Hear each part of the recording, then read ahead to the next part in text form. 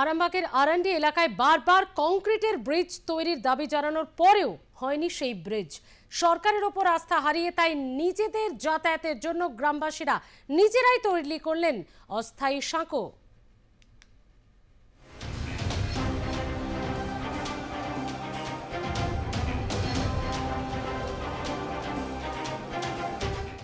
বছর আগে ভেঙে পড়েছিল কংক্রিটের ব্রিজ, সেই ব্রিজ আজও তৈরি হয়নি। এই ব্রিজ পেরিয়েই কাজে যেতে হয় গ্রামের পুরুষদের। গ্রামবাসীদের অভিযোগ, ব্রিজের দাবিতে বারবার প্রশাসনকে জানানো হয়েছে, রাস্তা অবরোধ করে বিক্ষোভও দেখিয়েছেন। প্রশাসনের তরফে আশ্বাস দেওয়া হলেও কাজের কাজ কিছুই হয়নি। তাই প্রশাসনের উপর আস্থা হারিয়েই গ্রামবাসীরাই ব্রিজ তৈরির কাজে হাত লাগিয়েছেন। সঙ্গে রয়েছেন গ্রামের মহিলারাও। গ্রামবাসীরা চাঁদা তুলে বড় বড় গাছ দিয়ে তৈরি করছেন অস্থায়ী সাঁকো। গ্রামবাসীরা ক্ষুব্ধ হয়ে বলেন, এই এলাকায় সরকার, প্রধান, বিডিও সবাই মৃত। চুরি করতে তারা এতটাই ব্যস্ত, মানুষের জন্য কিছু করার ক্ষমতা হারিয়েছে। বিধানসভা নির্বাচনে এর ফল ভুগতে হবে। মরে গেছে, সরকারও মরে গেছে, মেম্বার, প্রধান, পার্টির লোকেরা সবাই মরে গেছে। কিন্তু আমাদের বেটা ছেলেগুলো কাজ করতে যায় বলে বাঁচার জন্য আমরা মেয়ে বেটা ছেলে সবাই মিলে গাছ কেটে ঘর থেকে পয়সা খরচা করে পোলটা বাগানো হয়।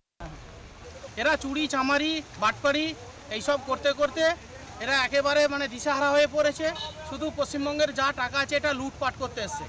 এরাই কিছুদিনের জন্য এসেছে, এই 15 বছর ধরে এরা লুটপাট চালিয়ে যাচ্ছে। আপনারা সবাই দেখেছেন যে চাকরি চুরি, বালি চুরি, কয়লা চুরি, এদের কিছু বাকি নেই। তাই বাধ্য হয়ে আমরা অনেক এখানে আন্দোলন করেছি। বিডিও থেকে শুরু করে এসডিও, পঞ্চায়েত, জেলা পরিষদ, পঞ্চায়েত সমিতি সবাই এসেছে, কেউ কিন্তু কিছু এখন পর্যন্ত কিছু করতে পারেনি।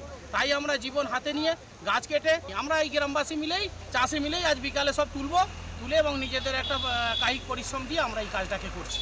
অনেকবার আন্দোলন হয়েছে, আন্দোলনের পরেও রাজ্য সরকারের চোখ খোলেনি। রাজ্য সরকার সামান্য অস্থায়ী সাঁকো করতেও ব্যর্থ। গ্রামবাসীদের আর্থিক সাহায্যে অস্থায়ী সাঁকোটি তৈরি হলো, এমনটাই মন্তব্য বিজেপির। দেখুন, এই আন্দোলনের সাক্ষী আমি নিজে। বহু প্রতিটা আন্দোলনে আমি সামনে থেকে চাষিদিকে নিয়ে, গ্রামবাসীদেরকে নিয়ে আন্দোলনটা করিয়েছিলাম। সেই আন্দোলনের পরও রাজ্য সরকারের চোখ খোলেনি। রাজ্য সরকার পুরোপুরি একটা সামান্য সাঁকো টাইপের যে ব্রিজ, সেই ব্রিজটা করতে ব্যর্থ হয়ে গেছে। আজকে গ্রামবাসীরা বিগত 15 থেকে 20 দিন আমার সঙ্গে যোগাযোগ করছে আর করছে। সমস্ত গ্রামবাসীদেরকে নিয়ে আমি এসডিও অফিসেও গেছিলাম। এসডিও অফিসে আমরা 5-7 জন প্রতিনিধিও গেছিলাম। এসডিওর সঙ্গে কথা বলেছি। এসডিওকে বলেছি, আপনারা যদি ব্রিজ করতে একান্তই না পারেন, কারণ ওখানে আমাদের প্রায় কয়েক হাজার বিঘে জমি আছে, এই জমিগুলো বর্ষায় চাষ করতে হবে। চাষিদের স্বার্থে আমরা রাস্তার উপর যে গাছ আছে সেই গাছ কেটে আমরা আমাদের নিজেদের খরচায় আমরা ব্রিজটাকে নতুন করে রিপেয়ারিং করব। এবং আমরা প্রত্যেককেই সমস্ত চাষিদের কাছ থেকে কিছু কিছু করে খরচাপাতি নিয়ে, কেউ জয়ে যত 50, 100, 200 যে যত পেরেছে দিয়েছে, দিয়ে এই পোলটাকে আজকে আমরা রিপেয়ারিং করছি। এই বিষয়ে বিড়ম্বনায় পড়েছে আরামবাগ প্রশাসন। তাদের দাবি, কংক্রিটের ব্রিজ তৈরি করার জন্য নির্দিষ্ট সরকারি নিয়ম পালন করতে হয়, এর জন্যই কাজে দেরি হচ্ছে। ব্রিজটা আমরা যখনই হয়েছে, গত বোধহয় 1.5 বছর হচ্ছে, আমরা সঙ্গে সঙ্গে জেলা পরিষদের সভাধিপতি, ডিই সাহেব, ইঞ্জিনিয়ার, কৃষি ডিপার্টমেন্টের সবাইকে নিয়ে, এবং কৃষ্ণরাও ছিলেন, বিডিও ছিলেন, সবাইকে নিয়ে আমরা তদন্ত করেছিলাম। করে সেই ব্রিজটা স্যাংশন হয়েছে, ওয়ার্ক অর্ডারে এতে প্রসেসে গেছে। একটা ব্রিজ করতে গেলে তো কয়েকদিনের মধ্যে হয়ে যাবে না, এটা লং প্রসেস। মোটামুটি ওটা স্যাংশন হয়ে ওয়ার্ক অর্ডারের জন্য পাঠিয়েছে।